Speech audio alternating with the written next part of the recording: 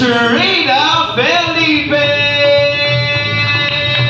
Sumayaw tayong lahat mga kaibigan at sabayan natin ang ating bagong kasal. Okay. Alright. Malakas naman ang palakpakan para sa ating bagong kasal.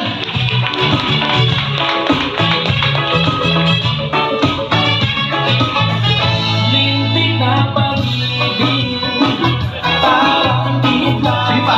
O, sayo tayo guys. Let's go! Mga kanina, let's go! Sayaw! Kilig-kilig! Di ba? Ayan. Upo muna tayo mga kaibigan. Alam ko, lahat ng camera nakatutok sa atin. So, di ko alam kung kahihiyan ba yung ginawa ko o ano. Okay. Ayan. So, syempre, kausapin muna natin ang ating bagong kasal, ha? Okay. Ayan. Mr. and Mrs. Roy and Katrina Felipe. Sana all, di ba? Ayan. Kausapin ko muna ang ating bride. Okay. Mrs. Katrina Felipe.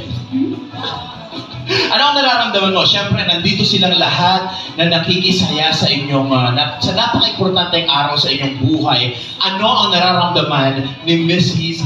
Katrina Felipe? Siyempre, masaya. Siyempre, masaya. Ayan, siyempre, speechless din ang ating bagong kasal, lalo na ang ating bride, no? Pero kita-kita naman sa sa aura niya, di ba? Super happy. Ayan. Siyempre, ang rason kung bakit nagpalit ng apelyido si Katrina, ayan. Andito na si Mr. Roy. Palakpakan naman natin si Roy. Ayan. Hindi ko na tatanungin, bro, kung anong nararamdaman mo. Kasi kitang-kita naman sa smile, oh. Ay, lako naman. Di ba nag-sink in? Di ba mamayang gabi mag-sink in na yan? Nagbayad na kami ng mga bills. Oo. Okay, ito na lang tanong ko sa'yo. Siyempre, na-experience mo na ang preparation, puyat, pagod, reschedule ng meeting, reschedule ng wedding, di ba? Ano ang tip mo or advice sa mga susunod na ikakasal? Una yung kasabay ko. Ano? Ano siguro, plano talaga. Plano. Then, mag-ipon, then expect yung mga changes na mangyayari. So, hindi lahat nung plano or in-schedule nyo is masusunod nyo. Pero ano lang naman, happy lang. Go with the flow lang. Mahalaga, kinasal na kami. Yeah! Naku naman yan. Oo, mag-ipon daw. Walang ganito kayong granding selebrasyon kapag walang budget. Okay, maraming salamat. Palakpakan naman natin ang ating bagong kasal. Alright, and syempre, ayan, gusto ko muna na hindi lahat nakita yung kanilang first kiss sa church, di ba? O, sinong gusto makita ang kanilang first kiss dito? Pumalakpak at sumigaw.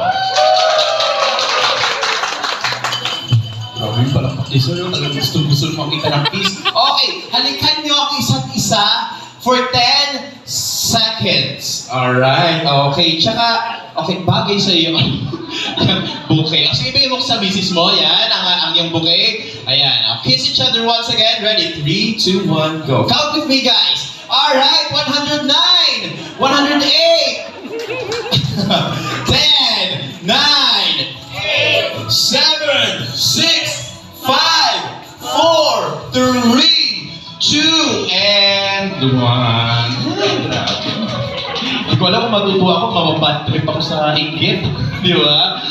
Okay. Pero syempre, ito na nga. Bago tayo mag-proceed, nire-ready na ang ating early dinner. Super early para sa dinner, di ba? Pero kunin muna natin ang ang mensahe para i-welcome tayong lahat. Ayan, ang ating bagong kasal. Okay, sino ang unang magsasalita sa inyong dalawa? Okay, Katrina, take it away. Hi po! Hello everyone! Kumusta po kayo? Nagugutom na po. So, gusto ko sana mag-thank you sa inyo sa pagpunta.